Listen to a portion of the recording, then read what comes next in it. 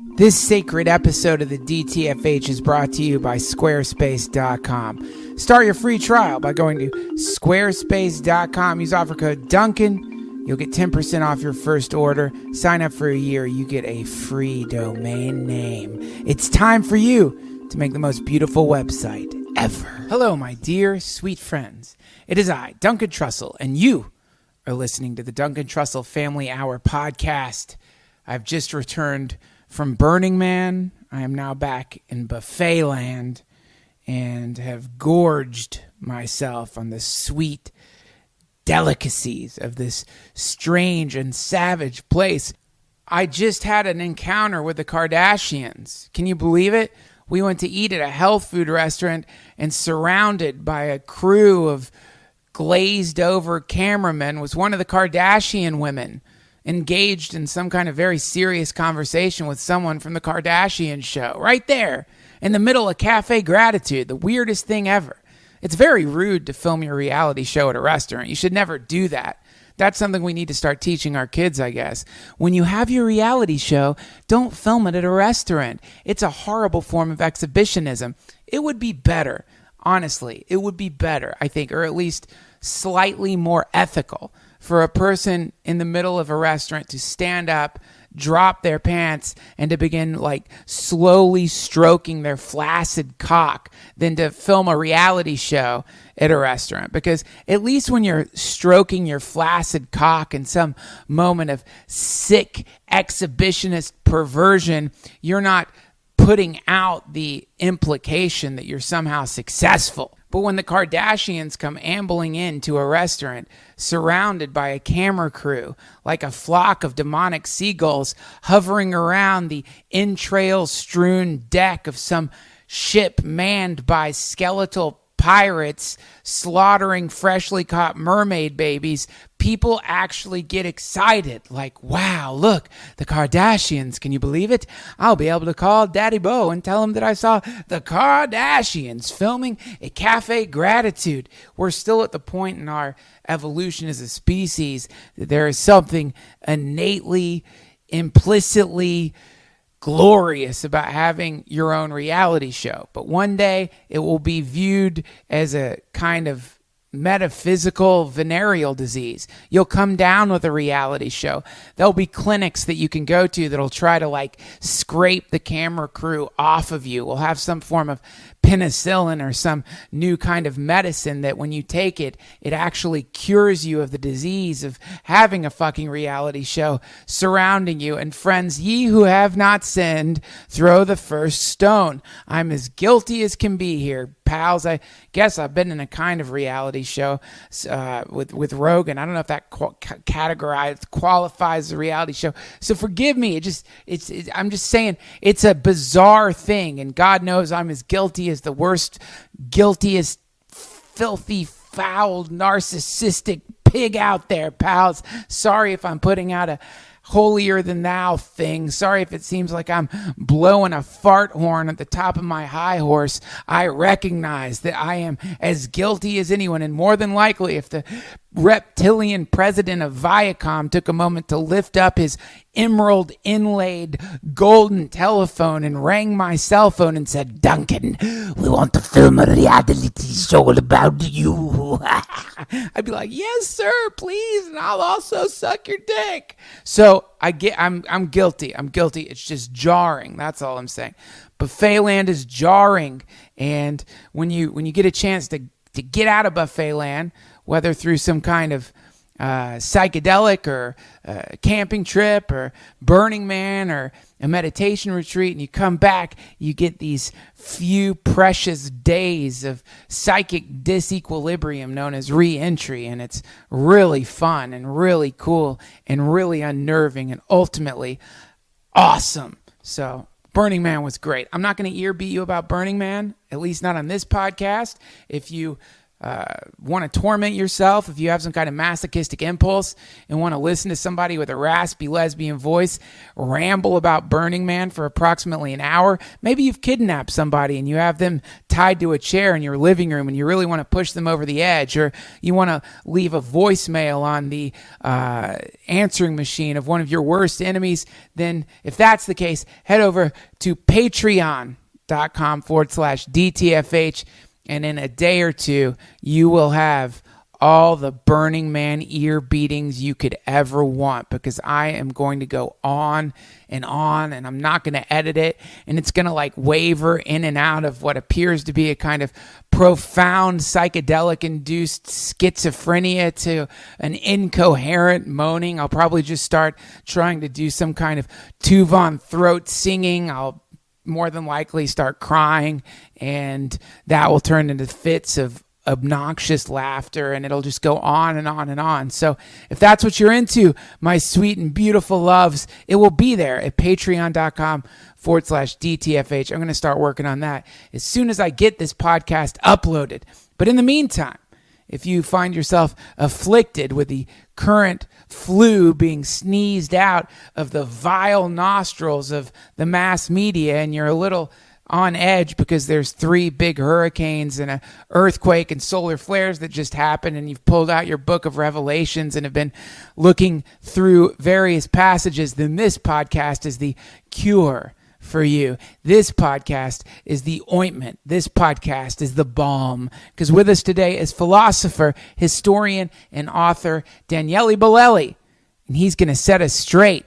This ain't the end of the world, friends. We live in a really beautiful, peaceful, wonderful time in human history. But if you're like me and you aren't schooled on history, then this shit can seem pretty terrible until you hear what things used to be like. Bolelli is here to bless us with his powerful, stabilizing, healing energy. We're going to jump right into it, but first, some quick business. This episode of the DTFH is brought to you by Squarespace.com. Whether you need a landing page, a beautiful gallery, a professional blog, or an online store, it's all included with your Squarespace website. And if you go to squarespace.com and enter offer code Duncan, you can start your free trial today and get 10% off your first purchase. Squarespace. It's easy to create a website with Squarespace. It's a simple, intuitive process. If you sign up for a year, you get a free custom domain. They have beautiful templates, seamless commerce tools, and excellent 24/7 customer support. Friends, Squarespace is an incredible service. The proof is in the pudding. If you want to see the power of Squarespace, go to duncantrussell.com. I use Squarespace for this podcast. Anytime I upload a new episode, I go to a Squarespace website, and I have never had a problem. It's a fantastic way for you to get that thing, whatever it may be, off the ground. It doesn't have to be some serious business. You don't need to put the menu for your Brooklyn cafe up there. It could be something just for the sake of chaos. Or, as I've said many times before, you could sell your socks online. I have a friend who sells her stinky socks online. Think about that. The economy is booming. If you can sell your socks, if you can harvest stinky socks, you could create a sock farm. Have you thought about this? All you need is like 50 sweaty girls and get them to run on a treadmill for 5 minutes a day. And that's a money generating machine.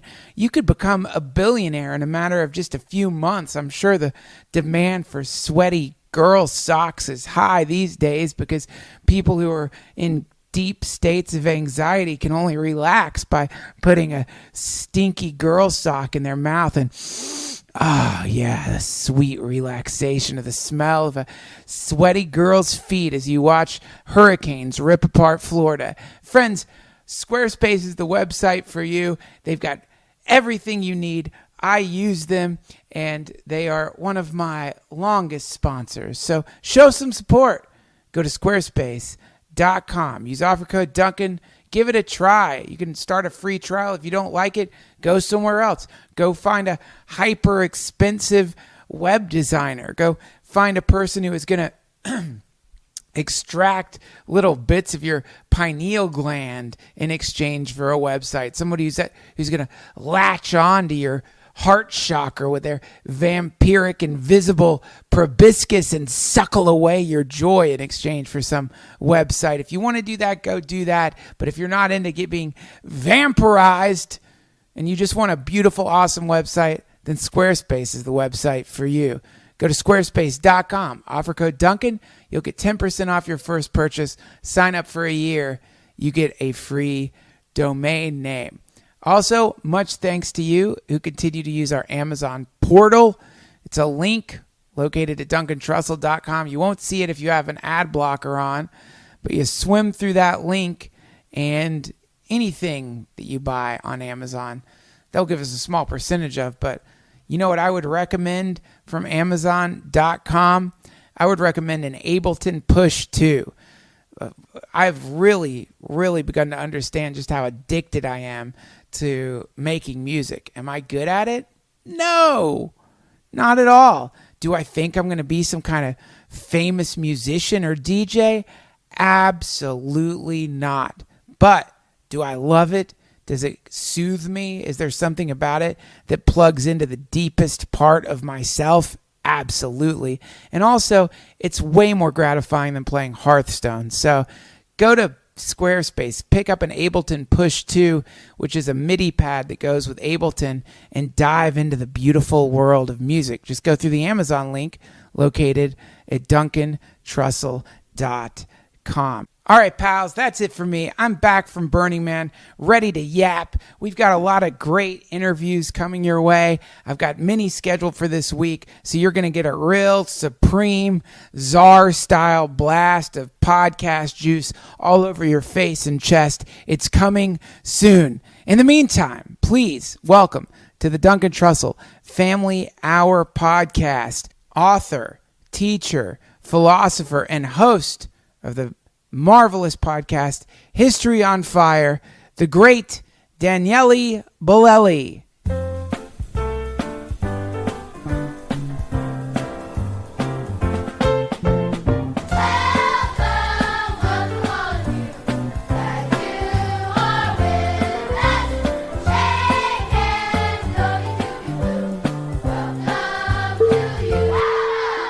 It's the Duncan Trussell Family. Hurricanes. Yes. Rumors of war. Yes. The internet freaking the fuck out right now. People freaking. Earthquake in Mexico. Of course. Yeah. 8.1. Is it the apocalypse, or are people just ahistoric idiots? I think the latter. Or rather, it's one of those questions. Because eventually somebody will be right. Eventually every year there's somebody who say it's the apocalypse. Right. Sooner or later, just by possibility, somebody will catch it right. But no, there's always bad shit happening. When 1/3 of your population dies of the plague, I think you can think that the apocalypse is around, and yet the war continued, So it's, I think... So the hysteria, this hysteria, to me, seems an indication of what? Is it a failure of our education system? Is it a failure of people investigating the past? No, I think we thrive on fear as a species. And you can get why, because there are 10,000 things that can kill you out there in the universe. So obviously, there's even a logic to fear, because fear can be helpful in some occasion. It can be the thing that helps you. Don't go down the cave where the tiger live. Okay, maybe I shouldn't do that. It keeps you alive. But then, of course, we have it on overhyped, where we suddenly we're afraid of everything. And news and stuff, they know that, so they hook you that way. It's like, fear, be very, very afraid. Stay through the commercial break, because we'll tell you the next thing that can kill you and how you can try to avoid it. Right. And every other human who is less than a Zen monk will go like, oh shit, I want to know what's going to kill me and how I can avoid it, because I don't like to die tomorrow. Let's try to fix it. And so it's... Right.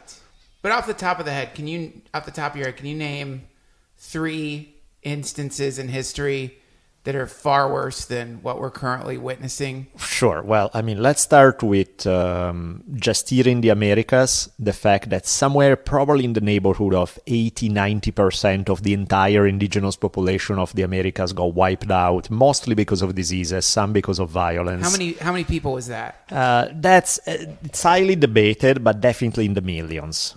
Millions. Oh yeah, I mean, just Mexico alone, the most typical estimate you hear is that there were about 25 million people in indigenous Mexico, and within a few decades there was 1 million people in indigenous Mexico. That's a 96% mortality rate. How long ago is that? That was in the 1500s. Okay, so millions of indigenous Native American wiped out of nasty diseases because they had no immunity to it, and some Spaniards show up, sneeze on you, and next thing you know, everybody start dying like flies.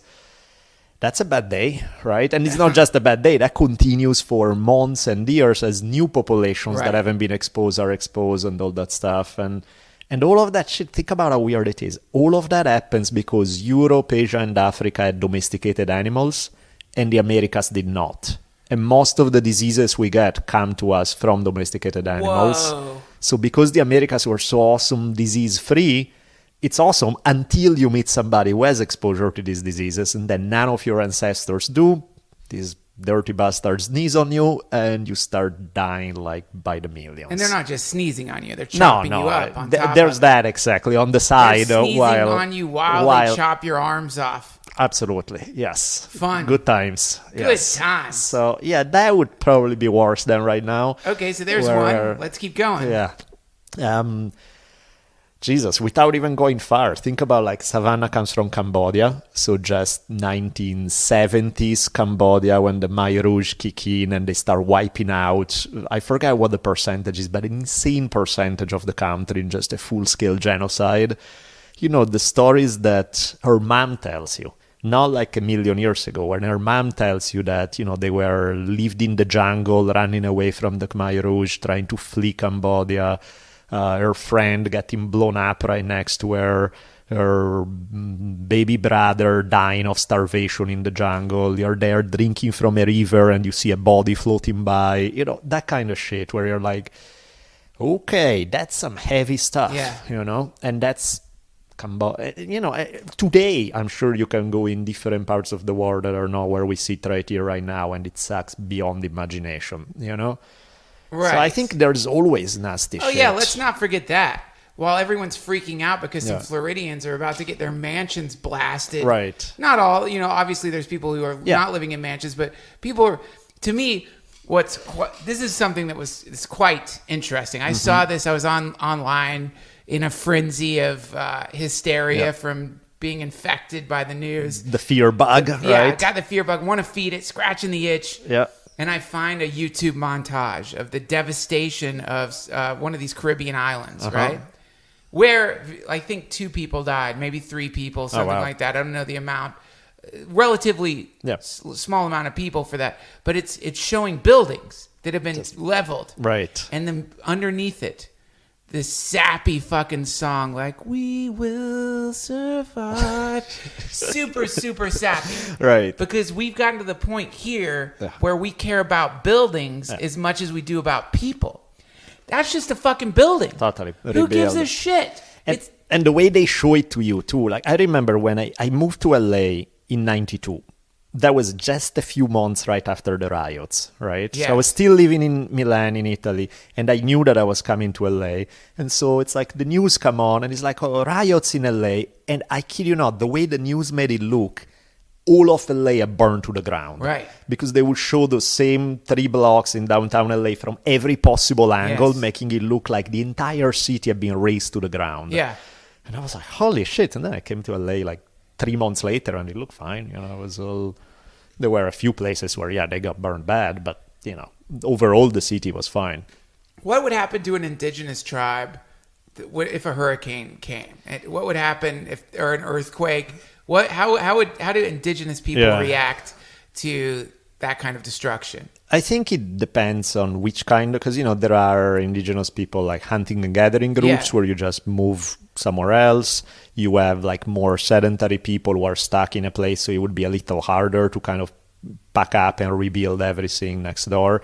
Of course, the interpretations got funny. Like there's a whole story here in California of how the earthquake in San Francisco in 19 or whatever the hell it was, early 1900s, where there was this whole theory of these two guys who said it was those two motherfuckers who caused it because they are this powerful shaman and they were casting spells at each other, and one of them got a little out of hand. Wow. They caused the San Francisco. So, the explanations for how things happen or why they do may vary quite a bit. And That's fascinating. That's and therefore what you need to do about it, Oh, right. But- So they have an extra sort of mythological adjustment they have to Right. make after an earthquake. Yeah, So yeah, they don't yeah. just rebuild; they've got to rebuild certain metaphysical structures that we can't Totally. even see. Yeah. Makes sense to me. You have like among the Hopi, for example, these guys got conquered by the Spaniards in the 1500s, and then in the 1600s they had a period of long drought, right? And to the Hopi, this was not a coincidence. Our religion is built on doing ceremonies that make the spirits happy. The spirits bring the clouds, rainfall, we have good crops. Yeah. These motherfucking Spaniards burn us alive if we try to do our ceremonies, so we haven't been able to do our ceremonies. The spirits are mad, and guess what? There's no rain. Right. To them was like, well, that's cause and effect. It makes perfect sense. Right. And we are not going to get any rain until we can get rid of the Spaniards. And so that's why they put on this wild rebellion and were able to pull it off. Because they were like, we're never going to get rain again. This is how it's going to be. Yeah. So it's... What do you think about that? Well, I mean... Do you think they were idiots? I have no idea. Like, I honestly don't have the slightest clue of how the universe works. Me either. Which is why, to me, when like the whole hardcore scientific materialist model doesn't really make sense to me, because I've seen too many times when it doesn't apply, where it's like, well, according to the laws of physics, what I just witnessed right now should not have happened. Right. So you can come tell me again how the universe works, but I just saw that that's not the way it works. So it doesn't mean I know how it works, but it kind of keeps me open to the possibility that life is considerably weirder than we can possibly begin to imagine. These shamans, the shamans of scientific Yeah. materialism and the spell they cast Yeah. is a really interesting spell because it surrounds you in a dome of probability and statistics. Yep. And within this dome, certain phenomena do happen, Sure. but they're ignored. They're sort of invisible. Like you see these things, but the words they have for them are things like, well, that's anecdotal evidence. Yeah. We remember the hits. Whatever the thing is that you're reporting, it's even though we've been hearing stories of this since the dawn of time, it's nothing. It's just sort of a trick of the mind. Let us ignore it. Right. And so the moment you fall under this linguistic spell of one of those shamans, the world that you exist in becomes pretty safe. It becomes predictable. Yep. Your superstitious inclinations are something that you can ignore, discard. Prayer becomes irrelevant. Ridiculous. What do you do? Who It's are like you you're a praying crazy to? guy talking to yourself. Pointless. And so once you fall under the spell of one of these beings, I guess the only way to put it is you better fucking hope they're right. Yep. Because if they're not right, or if they have excluded, as seems to be the pattern throughout history, some kind of energetic field that we have only heard about in stories or heard about in like colorful myths, then you basically are like, you're not charging your phone. There's Totally. there might be a part of you that needs to plug into a socket that it isn't being plugged in. Totally, man. And don't get me wrong. I mean, there's obviously great things about science. Science is sure as hell beats ignorance. It's Absolutely. awesome. But the arrogance of science, where it tries to argue that we know more than we actually do, that we have all the... It's like, no, man, you are a baboon playing with the giant computer. It's like, you don't know shit. You know this, 1 inch That's in right. a world that's thousands of miles wide. And be open to the to me, the thing that's fun is that it's the same as a religious fundamentalist that's trying to constantly fit experience through the lenses of their ideology. Right. That approach that try desperately to make it fit in a scientific materialistic model, even when objectively it's like, dude, you have to bend over backward to try to make it fit there because it really doesn't look like it does. it's telling me that you are not comfortable with uncertainty. Right. That you want so bad the world to conform to this model that you cannot accept the idea, which is the opposite of being scientific. Yeah. Being scientific should be use the data, use the evidence, and accept that sometimes the evidence may put your theoretical model in trouble. And that's not the way usually people handle it. Yeah, and also the type of acceptable data. Mm-hmm. The acceptable data, Oh, yeah. it doesn't involve DMT. Yeah. That data is something that you just look at and throw away. And yet when you smoke DMT and you go into this space of intense familiarity, Right. and you witness what is it? What in Ghostbusters? What was it called? A free-form standing apparition? What do they call right. it? Remember Yeah, that? yeah, It's yeah. a free-form standing apparition. Yeah. When you witness these things Yeah. and you see them clearly, plain as day, and you look at this obvious biome, Yeah. is the only way to put it, some kind of biome that we are also part of, then you suddenly get placed in a really interesting predicament, which is that here in buffet land or wherever we live, that stuff is, I guess, it's too much. Yep. We can't measure it. We can't deal with it. We call it a subjective. It's we an call it a hallucination. It's a It's whatever. hallucination. Yeah, exactly. And yet when you go there, it's so specifically real. Yep. So sometimes I think, well, you know what I bet? I bet some of these scientists, not all of them, but some of these scientists are like really good translators. And they know about that realm. But they come back here understanding that if they are to walk through the streets talking about like their beings spirits surrounding and, us of course, that are fascinating creatures Yeah.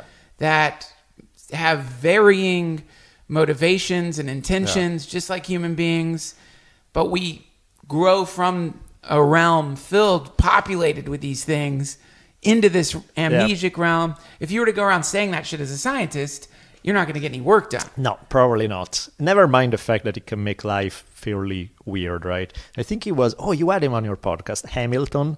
Yeah. Souther. Souther. Yeah.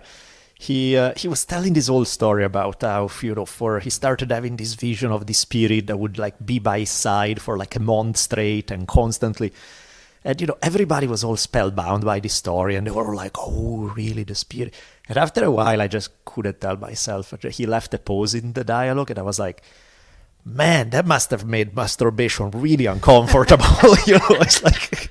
Some fucking entity watching. You're there just doing your thing, and the spirit is just checking it out. And it's like, do you mind going into the next room? Can you go haunt somebody else for just 10 minutes? Give me 10 minutes. That's all I need, It interferes with every single facet of our reality. Yeah. If you live in the dome of scientific materialism, then that world is definitely going to fuck you up pretty bad. People are scared of it. When I was at Burning Man, and we were talking about DMT with someone, and she's like, it gets pretty tentacly in there, And I remember thinking later, what's wrong with tentacles? Why do people, to me, I think there's a few things that are hilarious about heavy metal albums. Pentagrams are apparently evil. Goat heads, goats. Have you ever been around a goat? Oh, yeah. They're the sweetest creatures. They're adorable. Adorable. They make milk. They're wonderful. Yep. They're like funny. Yep. They're smart. They're very affectionate, too. They're affectionate. In an odd kind of way. Yeah, and yet they've landed somehow on like us monkey descendants create this line. Yeah. And on one side of the line are the good creatures. On the other side of the line are the bad creatures. Like another thing that happened at Burning Man, there was an owl sculpture, and somebody was like, oh, that's a bad omen. And then someone jumped off the owl sculpture, confirming the idea, oh, this is a bad omen. But really, like owls, really? Yeah, they land on the dark side because they hang out at night, I guess. Course, they of eat course. mice. They help us with mice. They're wonderful. On the other side, what do we have? What's on the light side of creatures that you want? What creatures don't you see on a heavy metal album? Let's see. The dove. Oh, yeah, of course. Oh, the sacred dove. the lamb. Yeah. All the white stuff, right? Yeah, white stuff. Yeah. Racist. Fucking racist animals. Yeah, no Yes. black animals. No black animals end up on that Yeah. side. You never see that. It's always just white. Yeah. White fluffy unicorns. Yes. End up on the light side. Lizards, they end up on the dark side. Yep. Dragons, reptiles. It's hilarious. It is. We live in a world where there are some people who believe there are evil animals. Yep. The black cat. And I think that's where suddenly, when you hang around that crowd for too long, suddenly you go back to your scientific materialist friend and say, please hug me and hold me close, because these crazy bastards are just annoying the hell out of me. You are like downloading every Dawkins audiobook Exactly. into your It's phone. like- Just get me the fuck away from these idiots. Totally. And I get that. I do have that reaction. When when you're around one of those crowds for too long, you crave the other. And then when you get the other, it's like, well, it turns out I don't really crave this at all. Right. There's something happening between these two crazy extremes where there's actually real life. Yeah. And completely. We want to be able to jump channels. I mean, Yeah. this is what Ram Dass talks about. Yeah. I want to be able to hang out with you in the realm of scientific Yeah. materialism, analyzing the world from a purely rational lens, discarding all this. There are no free-form floating Right. apparitions. There are no evil animals. There is only Yeah. matter and various formations of matter, and we can measure it and analyze it, manipulate it, change it. But let's hang out here. That's a good place to hang out. But also, you need to be able to hop into the realm of myth. Of course. From there, to Yep. jump into it, and not just jump into it like a game of make-believe, but also like, okay, I think really there might be a realm of tentacled, super intelligent entities that Right. exist simultaneous to this realm, and you need to be able to go to that realm too, and you need to be able to go back and forth. You got to commute. That's the idea. Have a commute. Jump from one to the next to the other without going nuts. That's the origin of a lot of alien porn, tentacle porn. That's where it started from a bad, or maybe a good one. I don't know, but some DMT trip, I think. Yeah, tentacle porn. Yeah. Tentacles. First of all, let's think about what beings have tentacles, right? Right. It's octopi, Octopus, of right? course, yeah. It's I guess squid. Yeah. What else has it? What else has tentacles that we know of? Those are the ones that come to my mind. And I'm look sure at the there's more. beautiful fucking octopus. Cool It's animal. amazing. Yep. Really smart, Yep. sneaky, changes colors. Terrence McKenna talked about the way that it can like to imagine like how more profound our level of communication would be if we had tentacles. Yep. Because our body language is so limited based on our bodies. Of course. So if we were like shape shifting, color changing, tentacled creatures, the ability to really communicate. This is how I feel. Instead of like now if we're sad, well, I guess we could like clutch our heart, Right. frown, Yeah. seem sort of down, bedraggled.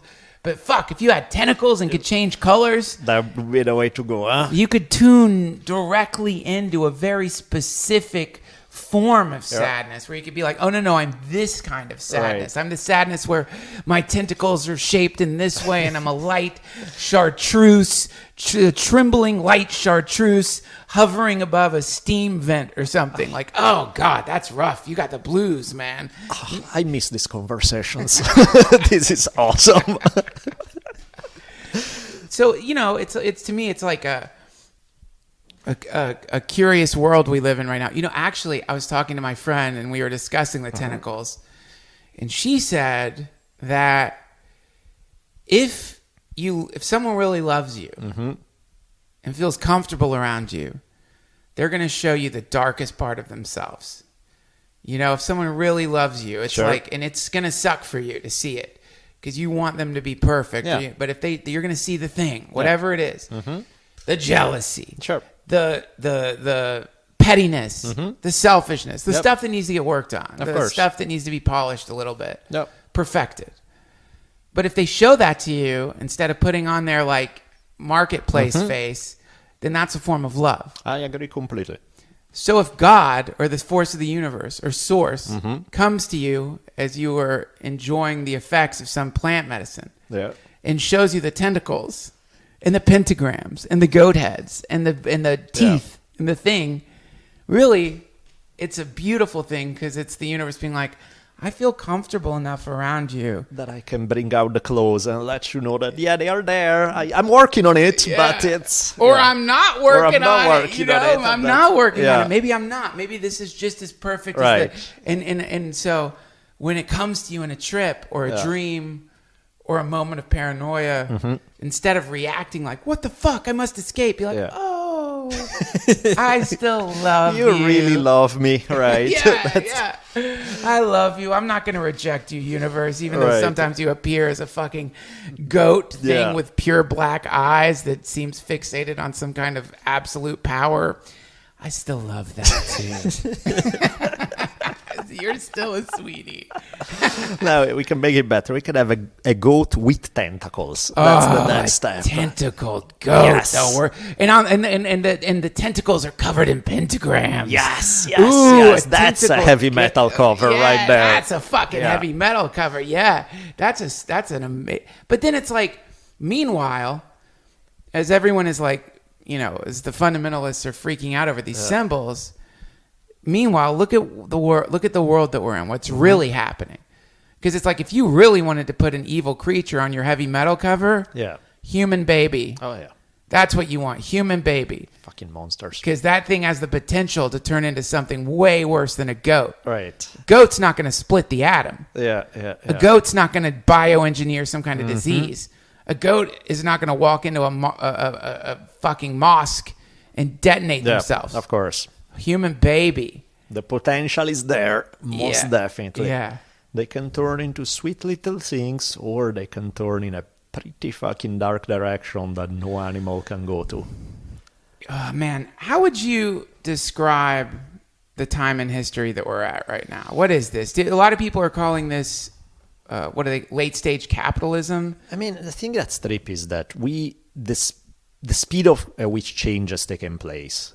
You know, it's kind of like so much of human history has been this slow rolling thing where it's like we're just getting our muscles stretched and we're beginning the workout. And now we're in the middle of the crazy intense part. Because if you go back, not even that long ago, 30 years, the world that we lived in 30 years ago before the internet was completely different from the world we live in today. Right. The kind of technologies that are coming out in the next 1, 2, 5, 10 years are going to change life again in ways that right now look pure sci-fi. Right.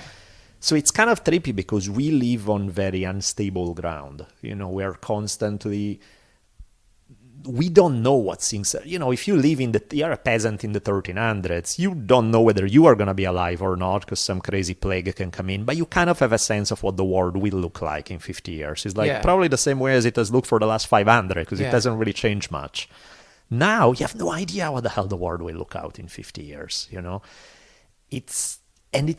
I think some people like it. It's exciting. There's this sense of possibility. And some people are scared shitless because there is this sense of possibility in a negative way, too, you know, because it can go both ways. It's kind of like a human baby, right?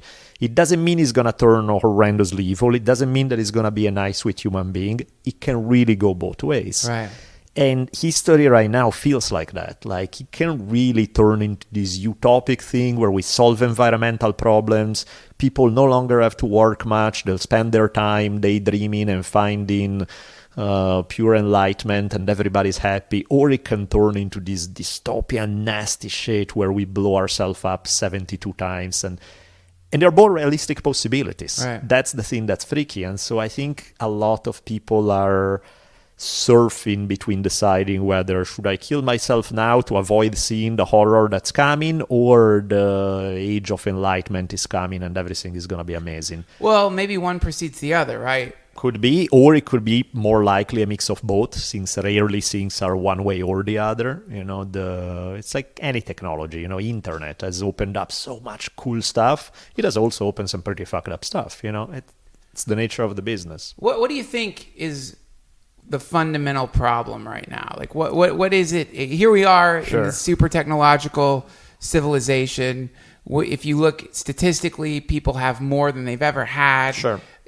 What do you think is the wind in the sails of this dystopian, the nasty one, prognostication? Well, I think is just because we have cool stuff or more possibilities doesn't mean that we have figured out how to be happy. You know, in some level, the degree of happiness of some guy who was in a cave 1,000 years ago versus somebody today with access to all the information in the world, their odds of finding happiness are not that dramatically different. It's not that technology has augmented, enlarged the range of our possibilities, of our capabilities, but our possibilities, where before was, +1 and -1, now it may be +10 and -10, but it hasn't really skewed the direction in like, oh, it's all gonna be on the positive side. No, we can also do more fucked up shit. We can also do more great stuff. So it's not necessarily better in a qualitative sense.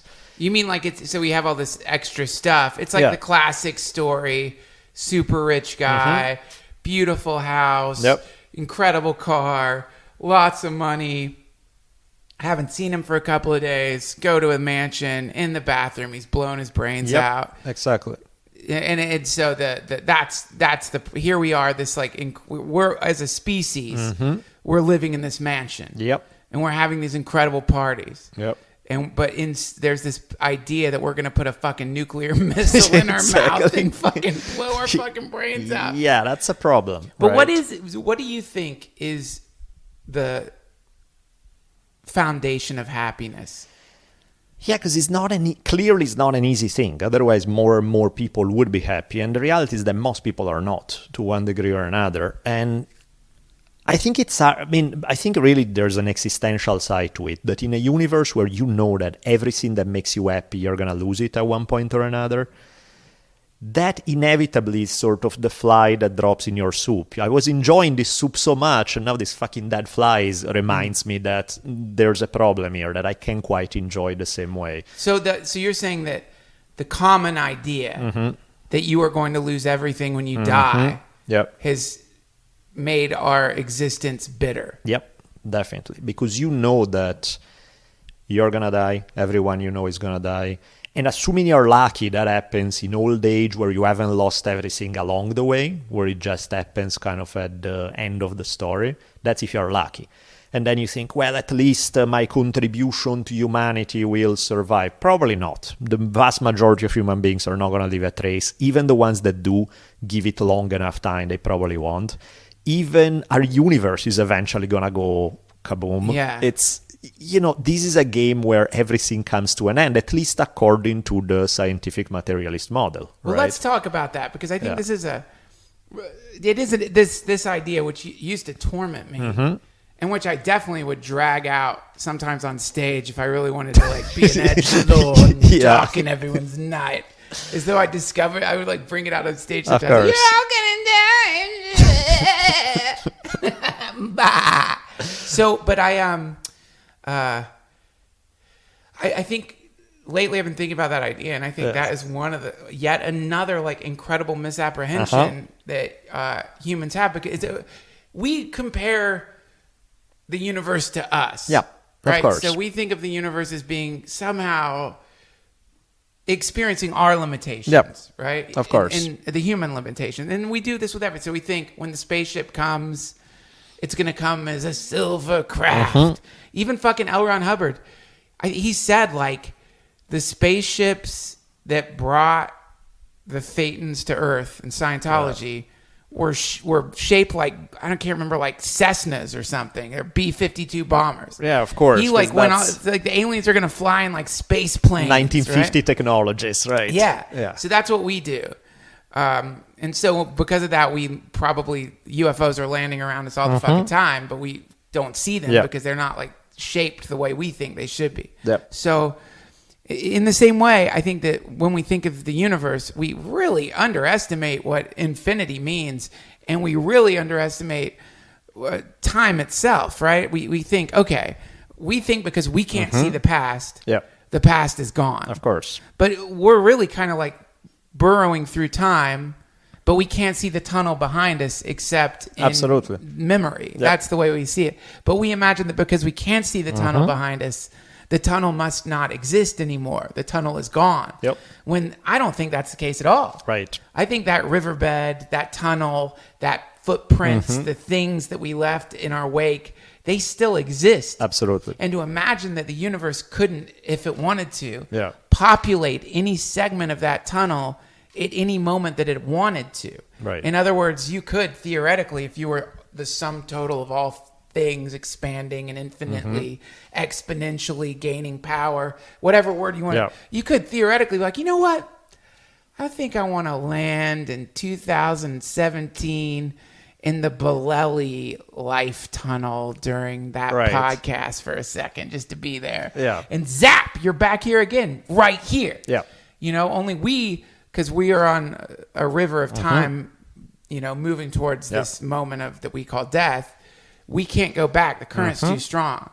But I think that the consciousness of the universe could populate any segment of your life at any time you want forever. Well, and that's the trick, that we can only know what our experience or our awareness of our experience is. Yeah. But the reality is that, again, unless you buy into a super strict scientific materialist model, nobody knows what the real totality of experience is. That's right. You know, it's kind of like the Zen question. What was your face before you were born? What?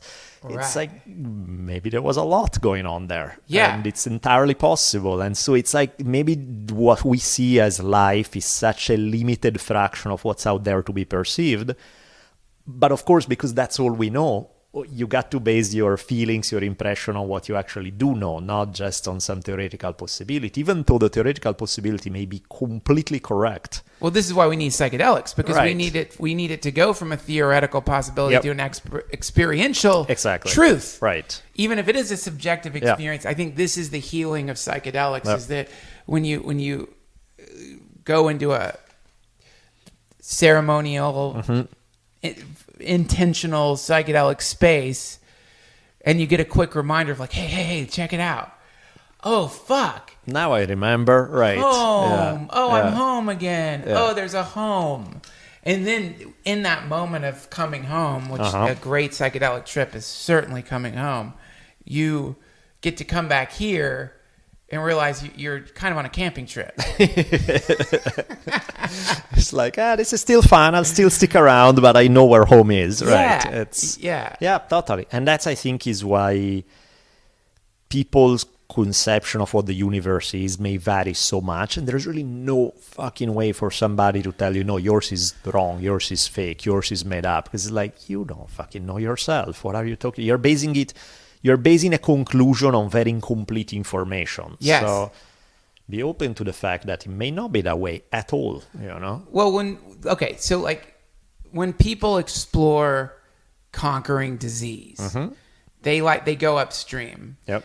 Because the idea is we can deal with like all the varieties of disease that exist on the world, or we can figure out a way to make clean water happen. Make clean water happen, get rid of, I don't know the percentage, but a massive percentage of disease goes bye-bye the moment you figure out a way to create some kind of cost-effective, hopefully free methodology of like, or technique or technology of cleaning water that you can get to people all over the world. Sure. You do that, you get rid of a bunch of disease. So in the same way that you mentioned this existential predicament or the thought virus of death and the concept of oblivion waiting at the end and the idea there is nothing else. We're just sort of a configuration of atoms floating through time. We're going to dissipate. It's all gone. If that is true, well, yeah, some anxiety for sure. Oh, yeah, of course. Surrender eventually, but anxiety. But if that's not true, then if you could come up with a way to convey something that makes people who are caught in that idea of the finite self let go of that idea, then you cure a kind of existential malaria. Absolutely. And it's funny because nothing has been able to do it on a mass scale. Because, I mean, even religion, which of course delivers that promise, right? Because you have no, this is not the end. You're either going to heaven or you're going to be reincarnated, or there's something where it's like, no, what you think is the story is a tiny portion of the story. Yeah. Clearly, it has worked for some people, but most people haven't believed in it enough to actually fully relieve existential anxiety. It's been like their methadone, it kind of hits the spot a little, but not really to the core. Because, of course, otherwise, if you are super religious people and somebody die, you would be like, oh, that's awesome, man, that's great. They finally got to go to heaven. Or whereas everybody's always like, oh, shit. It's like, you don't believe it, motherfucker. Right. If you believed it, you would be in a... and so there's, I think religions have done it to a degree, but because it's too theoretical, it's too a concept, it's not something that, it's different if you close your eyes and you go to heaven and you see, oh, I touch it, I feel it, it's a real place.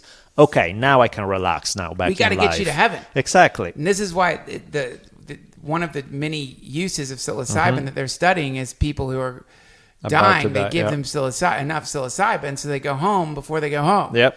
So they're so terrified of dying, and then suddenly like, oh, that's let's get this over with. Yeah, exactly. Come on, man, I gotta get back. Yeah. It's so pretty there. It's so powerful there. It's so wonderful there, and we're there right now.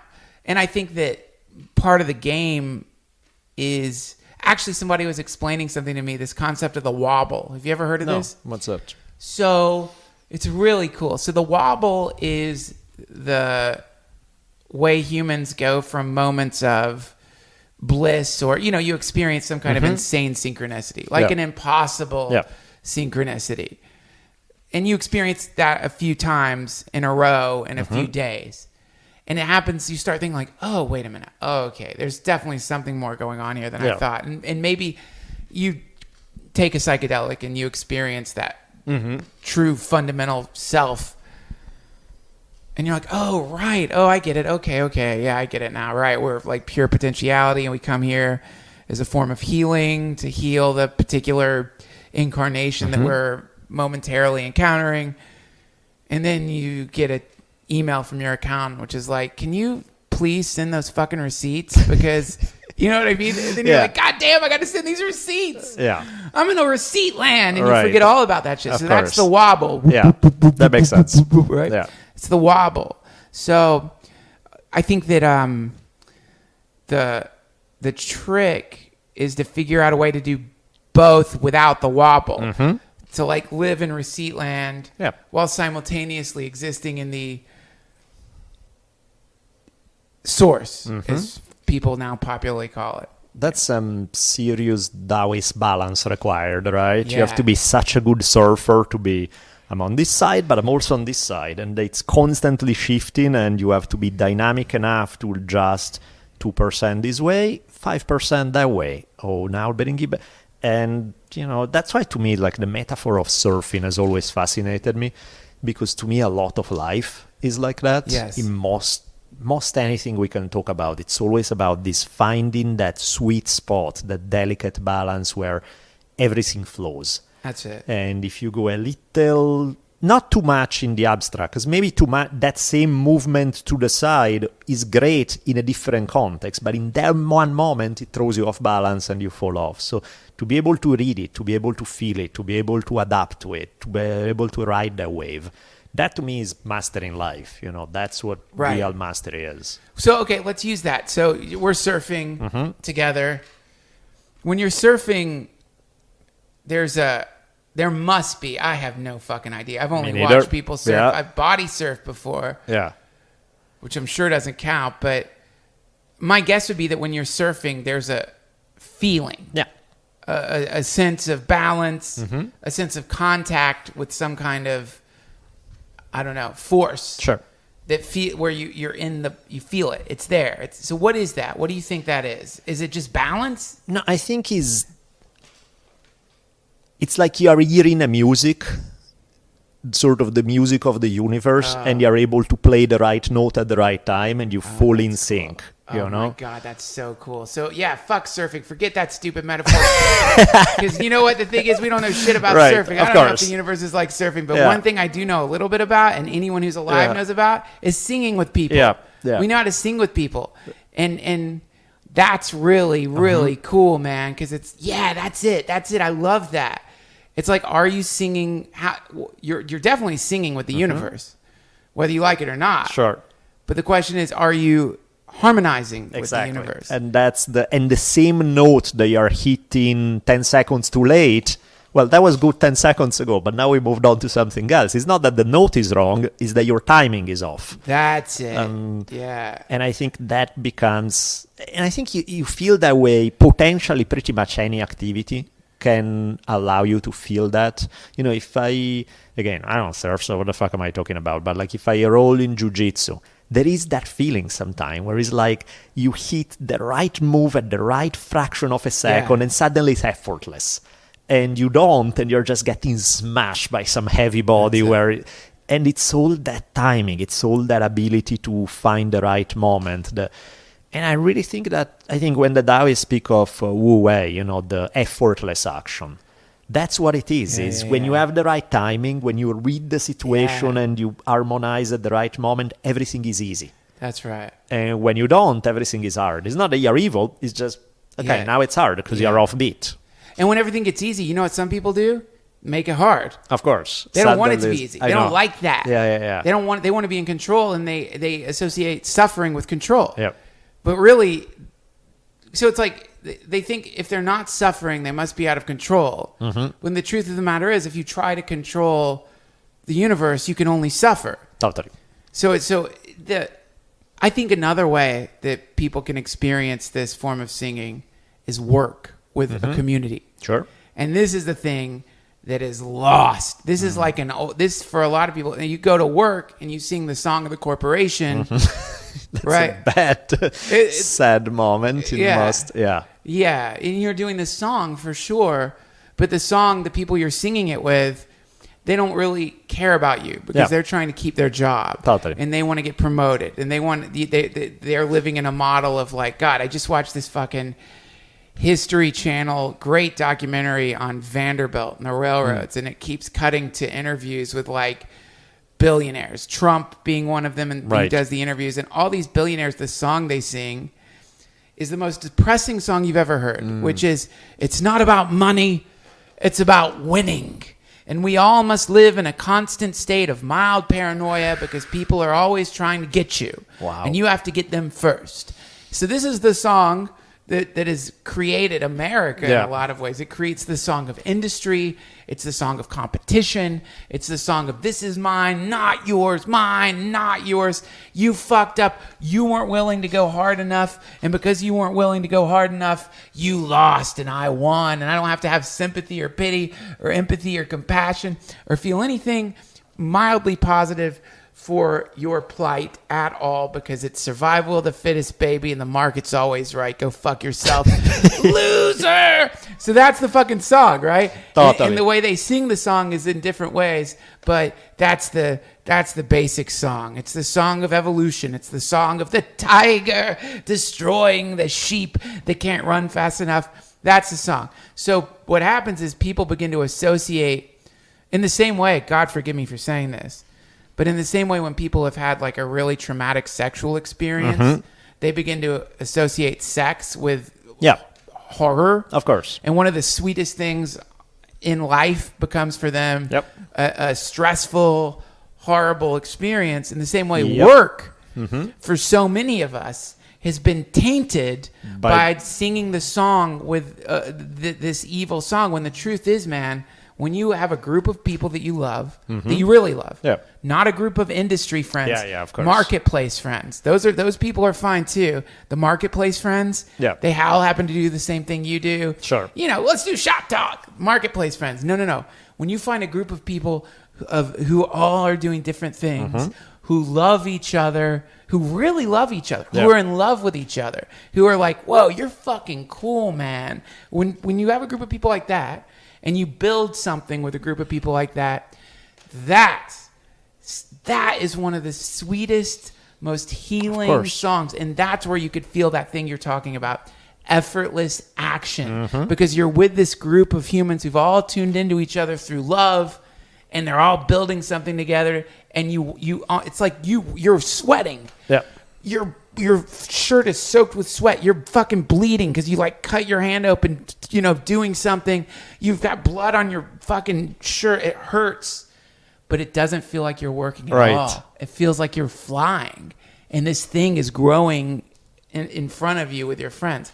That to me is one of the pure cures for the great sorrow of life, if you ask me. And I think a lot of people, they don't even know that's a possibility. I agree 110%. I mean, even if you think about it, just as human beings, for 99% of the time we've been around, we have lived in small, tight-knit communities. Yes. You have lived with those 10, 20, 30, 40 people that you know since the time you were born, that you click with, and, we are used to living in tribes. Modern living in some way has freed us from the dark side of tribes. If the 40 people you live with are a bunch of assholes and that's all you know, you're like, get me out of here as soon as possible, right? So there's a dark side of the tribe, but there's also the happy... That's what we're hardwired for. We're built to live in small communities. Yes.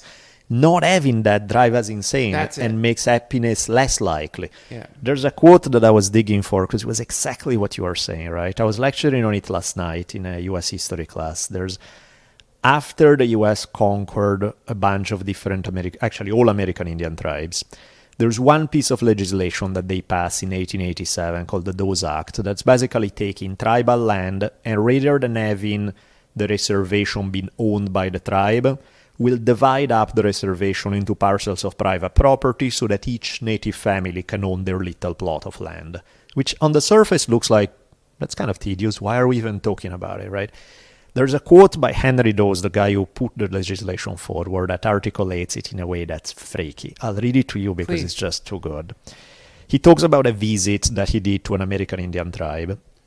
And he seemed to paint a scenario that looks amazing, and yet it's completely not, he's like, no, we need to fix it. I'll read it to you. He says, the head chief told us that there was not a family in the whole nation that didn't have a home of its own. There wasn't a poor person in that nation, and the nation didn't owe $1. Yet, the defect of the system was apparent. They've got as far as they can go because they own their land in common. There is no enterprise to make your home any better than that of your neighbors. There is no selfishness, which is at the bottom of civilization.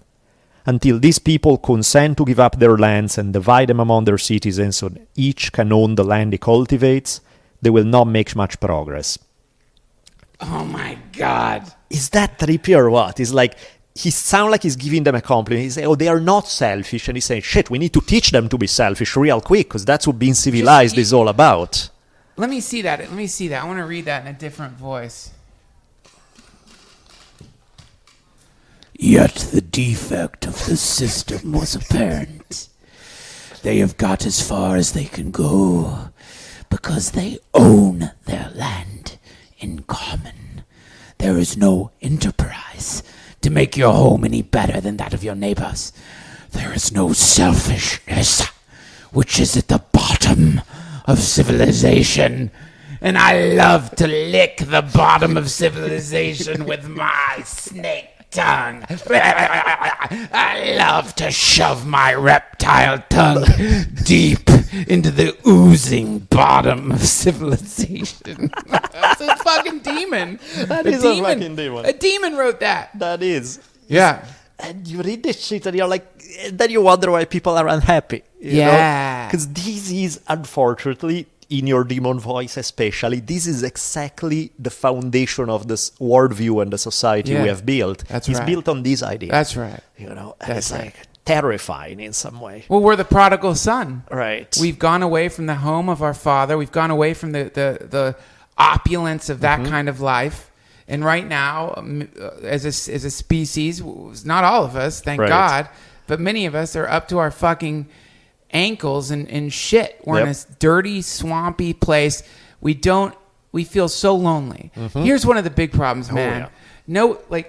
For a lot of people, if they're feeling bad, what'll happen is after work, they'll call their one or two friends. And maybe they'll catch him. And if they catch him, they'll have a brief conversation. And in that conversation, they'll be like, all right, well, maybe we can go get drinks this weekend and talk. Hope you feel better. Okay, man, I'll see you this weekend. Yep. That's it. Yep. It used to be, there was no, you didn't go to work. Right. You woke up and you quote, worked. But it wasn't work. Yeah. You woke up with your friends. You woke up with your family. You woke up and the sun was there. Maybe you were up a little early and maybe you started doing some of the stuff that people were going to do, and then other people would come out and they might be a little hungover or whatever, and they might not be able to work, and you might make fun of them, but it was hilarious. And then everyone would just like come together and then watch the sun, and you wouldn't even you wouldn't know what time it was. You would just know, oh shit, it's going to get pretty hot soon. So let's find some shade until this. And it was beautiful, right? Yep. And if you were hurting in that situation, you would go up to, you would have these conversations with people separately, away from the group. And in these conversations, people would probably say something along the lines of, I just want you to know I really love you. Right. You're really amazing. You're really wonderful. We love you. You know we love you. That's a lot of the message that you're getting, but it's not coming from over a fucking margarita at a bar. It's coming in different ways from different people. And how can you not be healed when you keep hearing that? You know?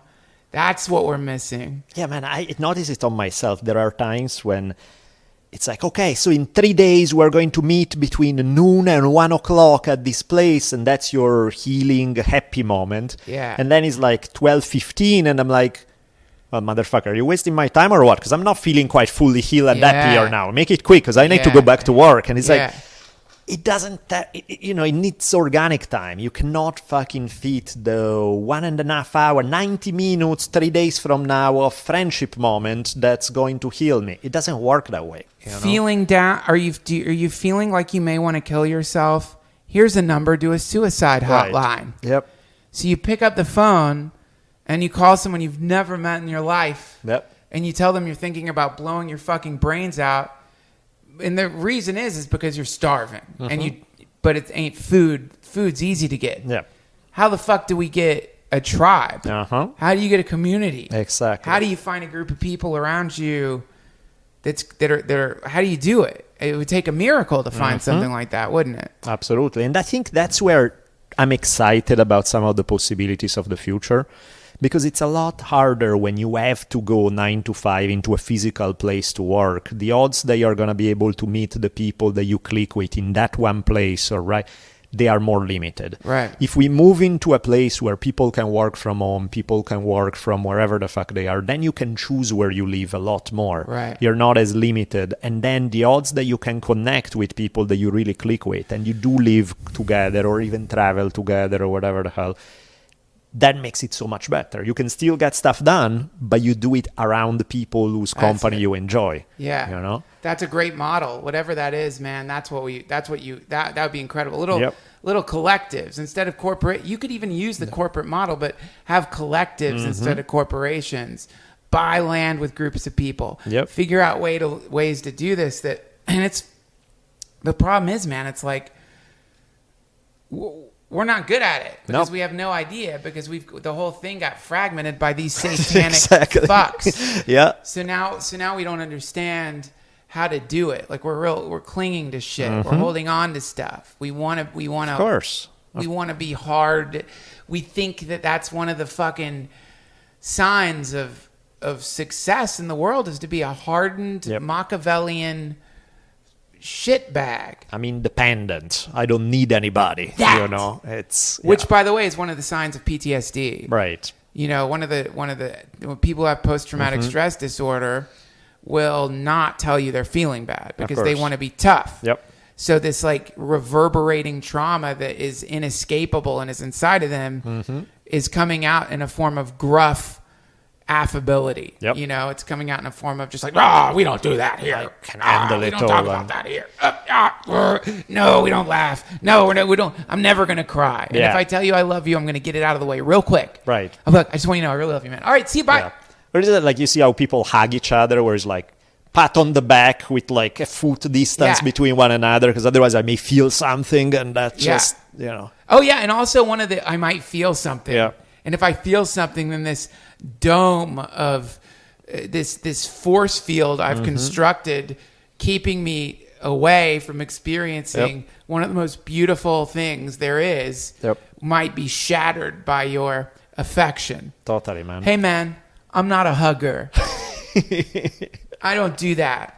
That's not my thing, man. I don't do that. God forbid you should feel that. God forbid. And it's funny because then people wonder where they are lonely and miserable. And what happens is because you're lonely and miserable, then at least you're working, you're making some money. So you feel like, I'm just going to go out and buy myself something cool to feel better about the fact that my life sucks. So, hey, now I have a PS4, now I have this thing, and it's all good stuff. But the problem is you do it to fill that void, and it doesn't. So now you have spent a bunch of money, which means you're tied even deeper to that shitty work that alienates you, that take your time and energy, and doesn't allow you to hang out with people that would actually make you happy.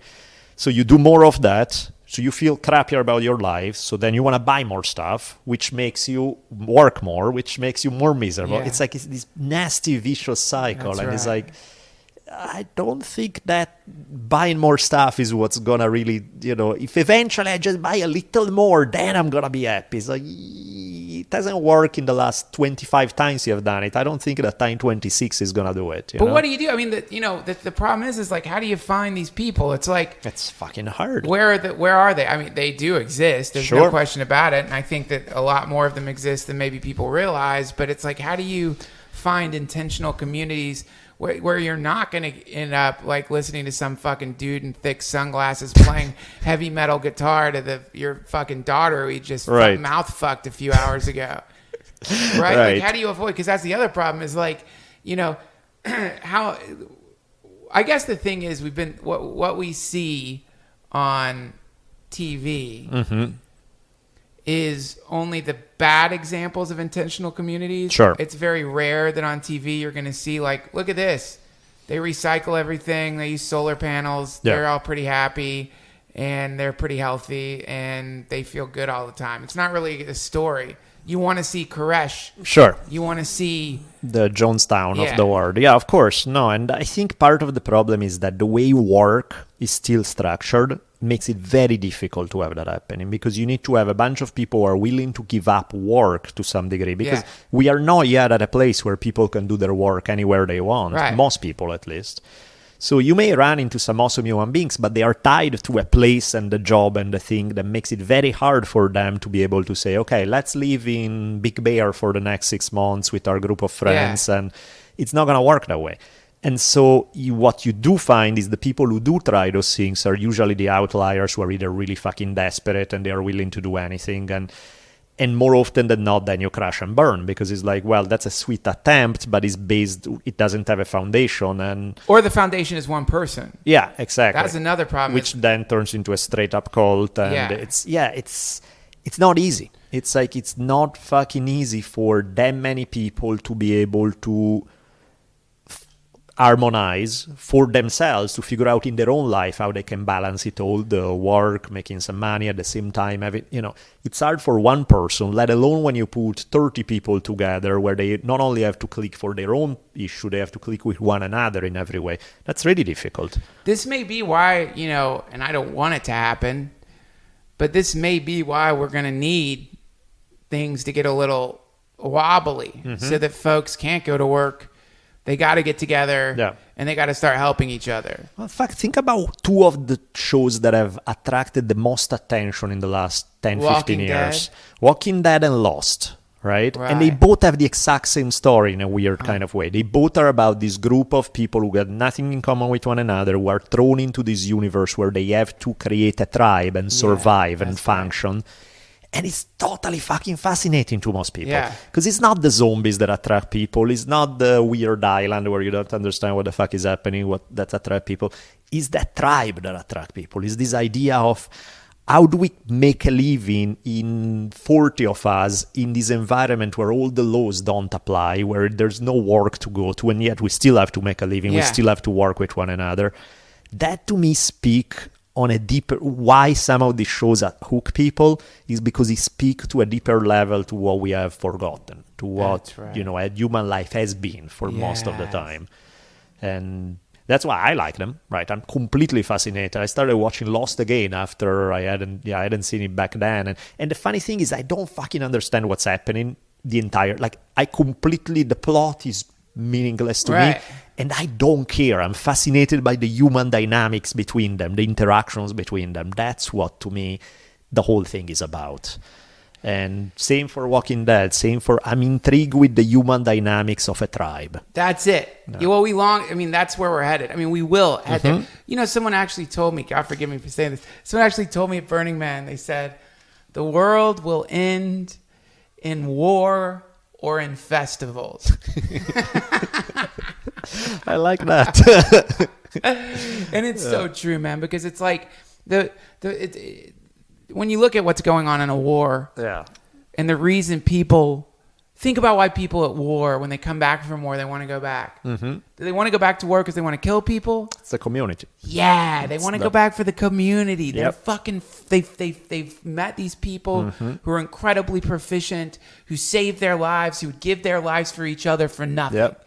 That's what we call, this motherfucker. Who said that? Is that Dawes who said that Henry shit? Dawes, yeah. He was a Henry senator. Dawes. He pulled it off. Yep. Henry Dawes was a fucking incarnation of Lucifer, because the truth of the matter is they have managed to transform festival into war. Yep.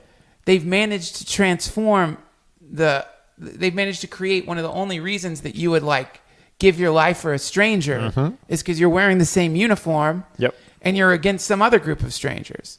When it's like, the reality is, what we long for is that moment of looking at someone and realizing, I would give this person everything that I have because I love this person. Right. Not for what I can get from them, Yep. but because I think they're incredible. They're part of me. I'm part of them. We miss that, man. Absolutely. It'll come back. Do you think it'll come back? My whole life, to be honest, I've been fascinated with this idea and trying to figure out how it can happen. I think the key number one step would be removing work from purely a physical spot. As long as people have to go to an office, no, it's not going to happen, because you'd have to redesign cities from beginning to end to create. It's like, good luck finding apartments where you all live next to one another and then you all go to. That's not going to happen. So I think the first step would be work need to be removed from a physical location where people can do it anywhere. Then they have freedom of choice. Then they can choose to live together with people who don't have the same job, who have a whole. That to me is step one. And I think it's possible because clearly internet is making the number of jobs that you can do from home is definitely increasing. There's still a certain virus of the mind that there are a bunch of jobs where you don't have to be physically present, but there's still that fear of, if we let the workers go, if they just have to turn in the work to us, then I'm not watching over them, then shit is not going to get done. Where the reality is not really, to me is if I tell you, go to the beach for the next month, I don't fucking need to see you, just get the work done, send me the stuff in, and if it's done high quality, leave on the beach for all I care. I don't need to. That would be a step that start making it possible.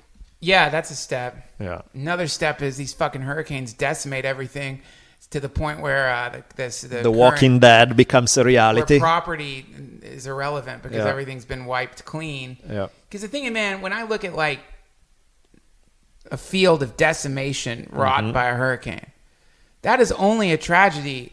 I mean, in the current paradigm, it's a tragedy. Sure.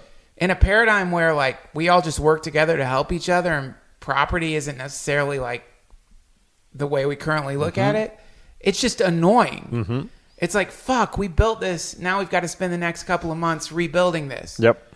We're just going to put all our shit together and make this back to the way it was. Right. It's no insurance or anything like that. We're just going to take our stuff and we're going to make it. It's annoying, but it's going to be fun. Yeah. Because sometimes at night we're going to eat mushrooms. Right. And sometimes we're going to drink while we do this shit. Absolutely. And sometimes we're going to like just stop in the middle of the whole thing and start singing together. Exactly, man. At that point, it just becomes like, it's just stuff that we need to do here. So it's interesting. We're in interesting times, Daniele. We sure are, my man. But as long as you're here, there's hope, I think. I think you summed it up perfectly. I think that's what it all boils down to. Yes. Bolelli. I watched Star Wars when I was a kid. Bolelli, you're our only hope. Our only hope, Bolelli. Yes, of course. Lead us. I'll follow you to the ends of the world. Let's do that. Let's make it happen, man.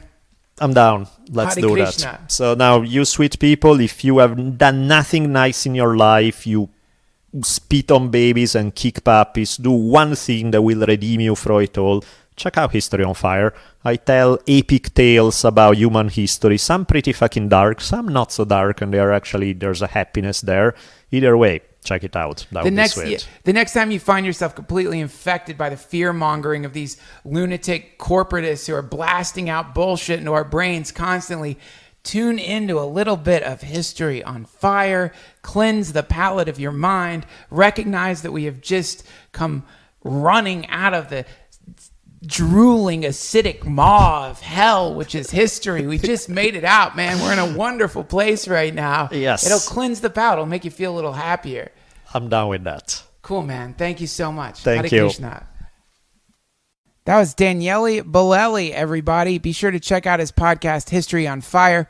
You can find out everything you need to know about Mr. Bolelli by going to danielebolelli.com. That is DanieleBolelli.com. Links at DuncanTrussell.com. Much thanks to Squarespace for supporting this episode, and much thanks to you for listening. I'll see you guys in a few days. We have an amazing array of podcasts coming down the pipe.